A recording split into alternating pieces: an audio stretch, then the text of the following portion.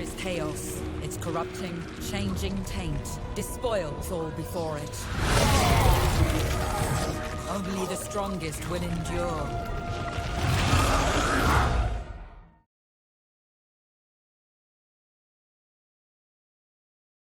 Hello and welcome to another Total War Warhammer guide. Today we are looking at the Chariots of the Chaos Empire, the Impact Troops. There's two types of flavours. We've got the classic Chaos Chariot, which is manned by two sort of Marauder. It looks like sort of one Marauder-esque guy and one sort of Chaos Warrior guy is the main stabby dude, with two barded horses. So let's have a look at the stats. We're then going to go on to the Goreblood Chariot, and then we're going to quickly just see them in action, see how they act like, and talk about how you'd use them in the battle. They are armoured, and they are anti-infantry. They're armoured, heavily armoured. The horses are even heavily armoured, so that stops them taking damage from anything that's not sort of armour-piercing. And they're also anti-infantry. As you can imagine, they've got big scythes on their chariots. They do a crap ton of damage on the charge, so that's why they're good for just like destroying big units of troops. So they've got 90 armour, which is fantastic. Decent or very good leadership at 70. Good pace at 80. Their melee attack is 22-16. It's not the best. Their weapon strength is 40. And it does additional damage against man-sized units because of obviously that charge. And the big thing about obviously chariots is their charge bonus. 76 is huge. They do a crap ton of damage. They've got 4,203 hit points, and important. The 3 must be important. And they come in units of 3. So let's look at the differences between those and the upgraded Goreblood Chariots. Now, as you can see, the back end is the same, but it's got one of these fucking things that's ridiculously heavy armoured. So also they come in units of 3. They've got another 600 hit points. They are armoured like the Chariots. They're also armour piercing, so they perform a slightly different role on the battlefield. And they are also anti-infantry because they're chariots and they love a good charge. So they have 100 armour instead of 90, which is, when you get into 3 figures, that is just a ridiculous amount of armour. They're a little bit slower than the horses. Obviously, there's only one Goreblood parent, and it's not the quickest looking thing in the world compared to a horse. But that's still a decent amount of pace. You just have to be a bit more careful with them. Their melee attack is a slightly higher, 26 to 22, and they've got 2 higher defence. They also do slightly less damage, but they have armour piercing, so that really helps. So they're going after the heavily armoured units, and they have a 90 charge bonus. It's one of the highest charge bonuses in the game, especially for a unit. Right, so let's have a quick muck about and have a quick battle while we talk about how we use them. So the main uses for chariots is obviously on the charge. The single most important thing you need to know about chariots is you do not want them to get bogged down in combat.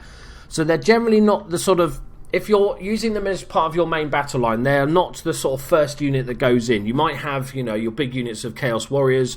You might have, your Marauders. They're the ones that clash, and then these chariots hit from the flanks, hit from the rear, and just absolutely destroy. The main goal of these chariots is to smash into the unit, break it, and then just move on to the next, smash into that. So it's pretty sort of simple use.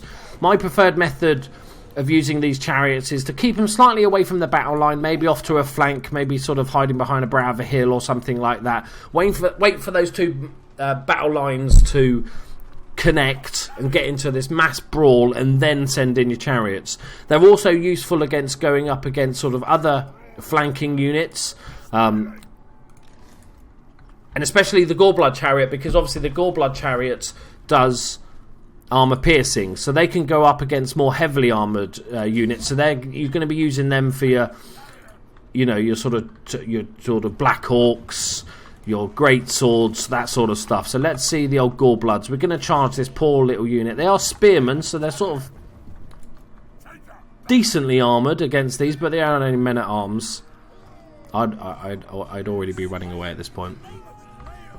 So as you can see, they're not the quickest. They look a bit funny walking. Yeah,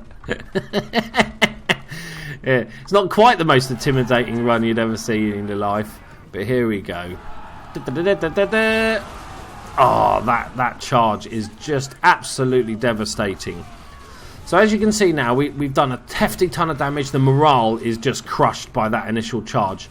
But as soon as, if this combat continues, these guys are going to start taking heavy, even with their armor, they're going to start taking damage, and more importantly, they're going to get bogged down, because this is a cheap unit of spearmen, and if they can bog them down for a while, here we go for another charge, if they bog them down in combat for too long, they've just paid for themselves. Oh, in comes the hero, he's finally decided to get involved.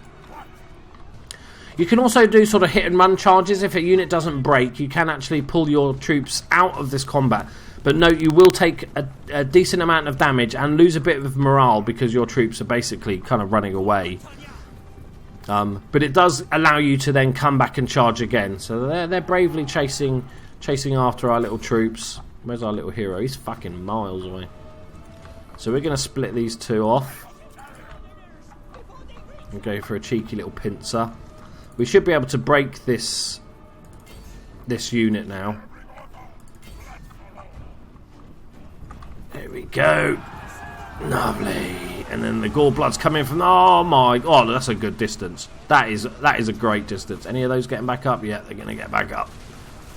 But look how long they're taken out of the combat. Even if they don't die, these guys are struggling to get back in. My hero is doing brilliant. So as you can see, you know, these Gorebloods are taking heavy damage at this point. You know, they're up against spearmen, which are decently effective, especially for their price. Go get them, boys! And we'll send in our little hero. Yeah, he's going to smash some faces as well.